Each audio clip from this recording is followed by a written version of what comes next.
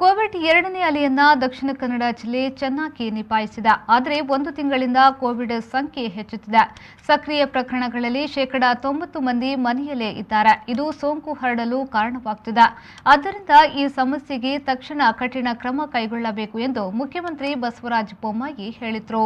ಅವರು ಮಂಗಳೂರಿನ ಜಿಲ್ಲಾ ಪಂಚಾಯತ್ನ ನೇತ್ರಾವತಿ ಸಭಾಂಗಣದಲ್ಲಿ ನಡೆದ ಕೋವಿಡ್-19 ನಿಯಂತ್ರಣ ಹಾಗೂ ನಿರ್ವಹಣೆಯ ಕುರಿತು ಪ್ರಗತಿ ಪರಿಶೀಲನೆಯ ಸಭೆಯ ಅಧ್ಯಕ್ಷತೆಯನ್ನು ವಹಿಸಿ ಮಾತನಾಡಿದರು. ಕೋವಿಡ್ ಸೆಂಟರ್ನಲ್ಲಿ ವೈದ್ಯರು, ನರ್ಸ್ಗಳು, ಔಷಧ, ಆಕ್ಸಿಜನ್ ಸಹಿತ ಎಲ್ಲಾ ವೈದ್ಯಕೀಯ ಸೌಲಭ್ಯ ಅಗತ್ಯ.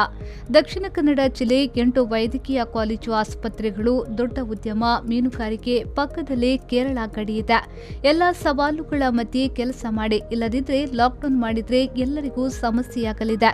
ಸಂಭಾವ್ಯ ಕೋವಿಡ್ 3ನೇ ಅಲೆ ನಿಯಂತ್ರಿಸಲು ಎಲ್ಲ ತಾಲೂಕಿನಲ್ಲೂ ಆಕ್ಸಿಜನ್ ವ್ಯವಸ್ಥೆ ಮಾಡಿಕೊಳ್ಳಲು ಅವರು ಸೂಚನೆ ನೀಡಿದರು. ನಮ್ಮ ಬದುಕನ್ನು ಜರ್ಜರಿಗೊಳಿಸಿದೆ. ಇಂಥ ಒಂದು ಅನಿರೀಕ್ಷಿತವಾದಂಥ ಪರಿಸ್ಥಿತಿಯಲ್ಲಿ ಇಡೀ ದೇಶ, ಸಮಾಜ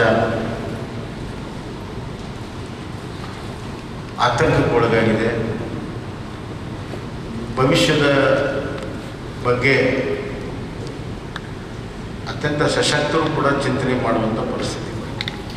ಇಷ್ಟು ದೊಡ್ಡ ಜನಸಂಖ್ಯೆ ಈ ರಾಷ್ಟ್ರದಲ್ಲಿ, ಈ ರಾಜ್ಯದಲ್ಲಿ ಇಂಥ ಒಂದು ಪ್ಯಾಂಡಮಿಕ್ ಎದುರಿಸುವಂಥದ್ದಕ್ಕೆ ಎಷ್ಟು ಕಷ್ಟ ಸಾಧ್ಯ ಅನ್ನೋದನ್ನು ನಮ್ಮೆಲ್ಲರೂ ಅರಿವು ಕೂಡ ಬಂದಿದೆ. ಇದರಲ್ಲಿ ಸರ್ಕಾರ, ಸಮಾಜ, ಮುಖಂಡರು, ಜನಪ್ರತಿನಿಧಿಗಳು, ತಜ್ಞರು, ವೈದ್ಯಕೀಯ ರಂಗದಲ್ಲಿರುವಂಥ ಎಲ್ಲ ಪ್ರಮುಖರು, ಆಡಳಿತ ಎಲ್ಲವೂ ಸೇರಿ ಈ ಸಮರವನ್ನು ಸಾರಬೇಕಾಗಿದೆ. ಈ ಕೋವಿಡನ್ನು ಸಂಪೂರ್ಣವಾಗಿ ನಿರ್ಮೂಲನೆ ಮಾಡಬೇಕಾಗಿದೆ. ಇಂಥ ಸಂದರ್ಭದಲ್ಲಿ ಈ ಸಮರವನ್ನು ಯಾವ ರೀತಿ ಮಾಡಬೇಕು, ಯಾವ ದಿಕ್ಕಿನಲ್ಲಿ ಮಾಡಬೇಕು ಅನ್ನುವಂಥ ಹಲವಾರು ವಿಚಾರಗಳು ಬರ್ತವೆ. ವಿಭಿನ್ನವಾದಂಥ ವಿಚಾರಗಳಿರೋಕ್ಕೂ ಸಾಧ್ಯತೆ ಇದೆ.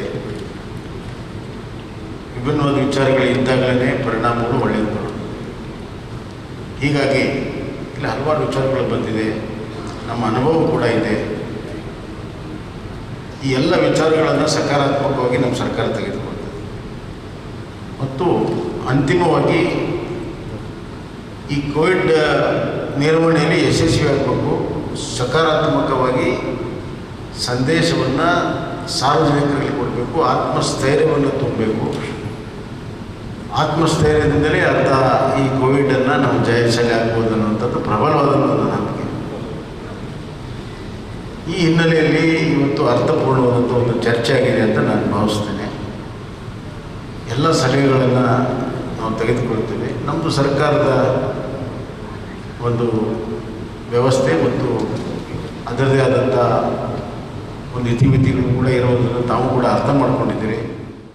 ಈ ಸಂದರ್ಭದಲ್ಲಿ ಆರೋಗ್ಯ ಸಚಿವ ಡಾಕ್ಟರ್ ಸುಧಾಕರ್, ಸಂಸದ ನಳಿನ್ ಕುಮಾರ್ ಕಟೀಲ್, ಸಚಿವರಾದ ಎಸ್ ಅಂಗಾರ, ಕೋಟಾ ಶ್ರೀನಿವಾಸ್ ಪೂಜಾರಿ, ಸುನಿಲ್ ಕುಮಾರ್, ಜಿಲ್ಲಾಧಿಕಾರಿ ಡಾಕ್ಟರ್ ರಾಜೇಂದ್ರ ಕೆವಿ, ಆರೋಗ್ಯ ಮತ್ತು ಕುಟುಂಬ ಕಲ್ಯಾಣ ಇಲಾಖೆ ಅಧಿಕಾರಿ ಕಿಶೋರ್ ಕುಮಾರ್, ಮೇಯರ್ ಪ್ರೇಮಾನಂದ ಶೆಟ್ಟಿ, ಹಿರಿಯ ಅಧಿಕಾರಿಗಳು ವೇದಿಕೆಯಲ್ಲಿದ್ದರು. ಶಾಸಕರುಗಳಾದ ಯುಟಿ ಖಾದರ್, ರಾಜೇಶ್ ನಾಯಕ್, ವೇದವ್ಯಾಸ್ ಕಾಮತ್, ಉಮಾನಾಥ್ ಕೋಟ್ಯಾಣ್, ಡಾಕ್ಟರ್ ಭರತ್ ಶೆಟ್ಟಿ, ಹರೀಶ್ ಪುಂಜಾ, ಸಂದೀಪ ಮಠಂದೂರು, ಮಂಗಳೂರು ಮಹಾನಗರ ಪಾಲಿಕೆಯ ಆಯುಕ್ತರಾದ ಅಕ್ಷಯ್ ಶ್ರೀಧರ್, ಅಪರ ಜಿಲ್ಲಾಧಿಕಾರಿ ಡಾಕ್ಟರ್ ಪ್ರಜ್ಞಾ ಮೆಂಬಳ ಹಾಗೂ ಇತರ ಅಧಿಕಾರಿಗಳು ಸಭೆಯಲ್ಲಿ ಹಾಜರಿದ್ದರು. ಪವನ್ ಕಾಚಮಡ್ಕ, ವಿ4 ನ್ಯೂಸ್, ಮಂಗಳೂರು.